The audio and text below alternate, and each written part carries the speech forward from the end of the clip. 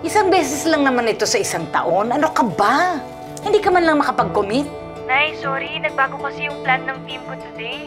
Need naming sadyain yung isang client sa Las Piñas. Ikaw ha, sinasabi ko sa'yo, Bernice ha. Kailan mo ako bibisitahin? Pag malamig na akong bangkay. Nay naman. Ay naman.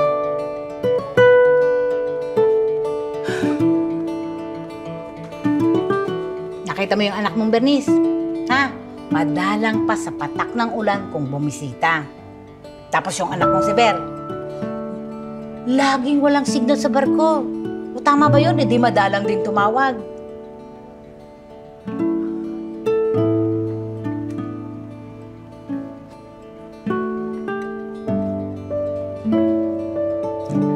Happy birthday, Dada. 5 years ka na dyan sa taas. Huwag mo kong pababayaan, ha? Pero okay lang ako. Huwag ka naman masyadong mag-alala. Nakakaraos pa naman.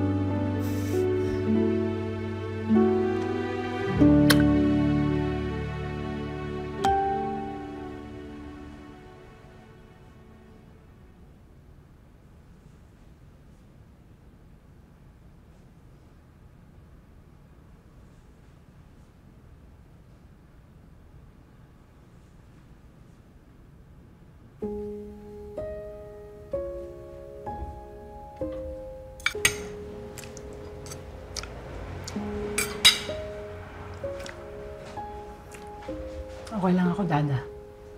Kaya ko to.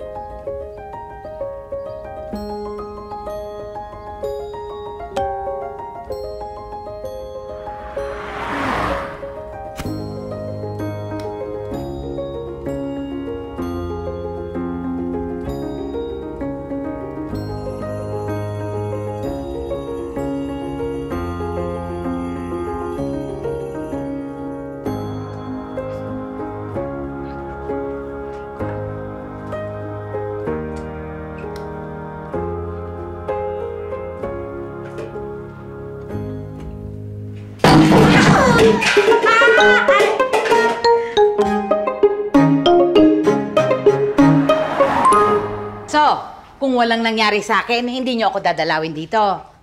Nasabi. Nay, alam mo naman kung gaano ka-demanding yung oras ng trabaho ko, di ba? Kahit nga si James nagre-reklamo na Kaya kayo hindi makabuo. Kasi pareho kayong busy. Yan ka na naman, Nay. Alam mo, sinasabi ko lang naman sa'yo na kailangan bigyan mo yan ng panahon. Babae ka. Alam ko naman po yun, Nay.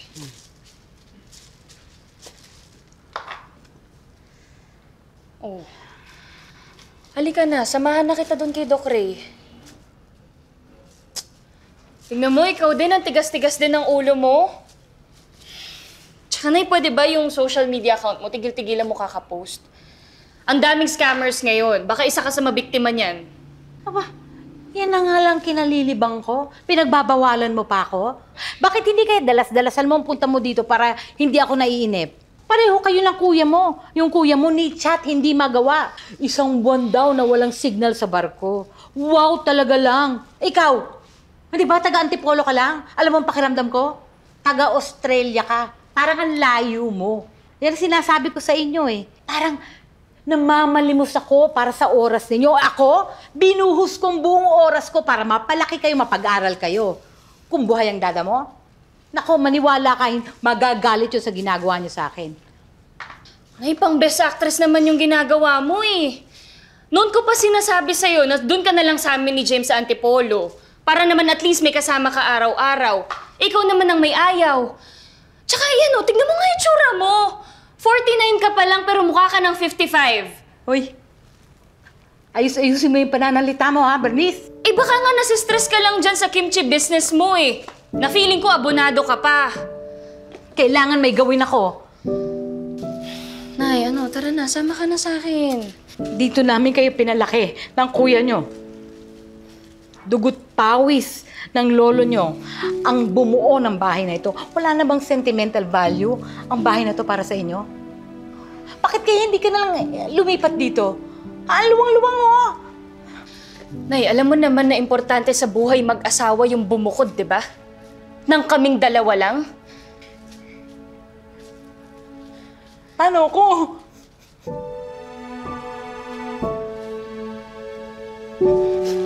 Naiihi ako. Nay,